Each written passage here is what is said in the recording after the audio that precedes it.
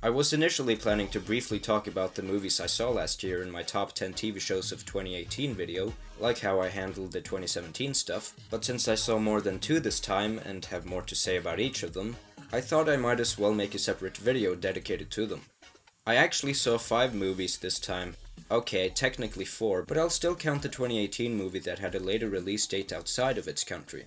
I wasn't interested in seeing any other movie than these 5, except for Spider-Man Into the Spider-Verse in retrospect, since it got a lot of praise, and I'm somewhat of a Spider fan myself.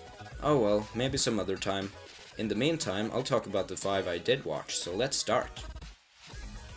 Number 5. Full Metal Alchemist. Full Metal Alchemist. Even though this is a top list, that doesn't mean all of its entries are going to be good, and the Full Metal Alchemist Netflix adaptation certainly wasn't. The special effects were subpar at best, the acting was mostly bad, and blending the manga/Brotherhood storyline with the 2003 anime storyline didn't really mesh that well. Judging by the movie's post-credit scene, this is only the first part, at least if it did well enough to warrant sequels, but even then, there should have been more characters established already, like King Bradley, Scar, and especially Armstrong. I mean, how can you leave out an absolute unit like him? If they get made, I'll probably watch the other parts just to find out how they play out, but I don't expect those to be good either. Number 4. Solo: A Star Wars Story. Last year, I said that I didn't like The Last Jedi, and it's actually my least favorite Star Wars movie, which might not even surprise you since it got so much hate in general. After having watched Solo, that's still the case, because Solo was honestly decent. It wasn't very good, but it had merit, and was enjoyable enough. Sure, Han Solo didn't have the best portrayal, and giving Lando a robot fetish led to so many cringeworthy moments, but otherwise, it was mostly fine. It definitely wasn't necessary, nor the story we asked for, but it was interesting seeing new sides to Han and Chewie's backstories. Although I'm sure that randomly inserting Darth Maul into the story confused the hell out of many audience members. All in all, it was alright, and most certainly not the worst.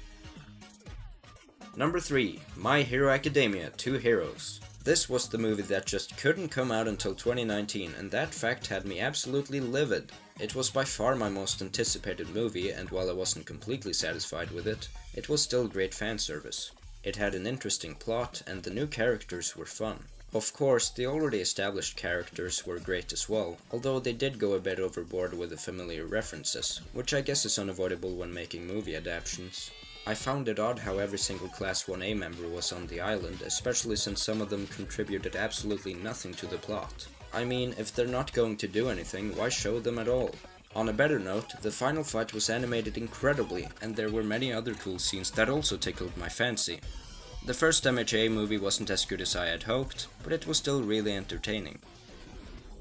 Number 2. Mission Impossible Fallout. This is the first and so far only Mission Impossible film I've seen, and it was awesome.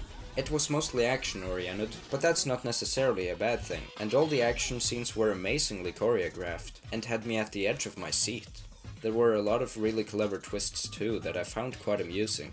The characters were also very likable, the main character Ethan Hunt especially, who heavily reminded me of Nathan Drake. Tom Cruise really would be the perfect match for an Uncharted movie. What else can I say? This movie was amazing, and I might have to watch more of them. It shouldn't be an impossible mission. Number 1. Avengers Infinity War. I did not expect to put this movie at number 1. I had seen almost no other Marvel movie, and of the MCU films I had only seen Doctor Strange and bits of the first Avengers really, so it confused me in many areas. I wanted to watch it because I had heard complaints about it, and those minority complaints sort of gave me a negative attitude towards it, on top of me not being very invested in the superhero genre in the first place. However, after I saw some more Marvel movies, I was itching to rewatch Infinity War, and I did, despite having only finished the first phase of the MCU. Regardless, I ended up loving it after the rewatch. It's super impressive considering the scale, and while it juggles so many characters, it still manages to give a proper amount of screen time to most of them. It's worth noting that most of these characters are also likable, and Thanos is definitely one of the better movie villains nowadays, especially in the superhero genre. The battles were also incredible, and even knowing how they would play out still kept me thrilled with excitement. I'm glad this movie made so many memes too, and they're still pretty entertaining, kind of like prequel memes. That just goes to show how impactful this movie was. The tragedy of Infinity War will probably be reversed in the next movie, Endgame, so it better be executed well, but even if it isn't, that shouldn't take away from this movie's impact.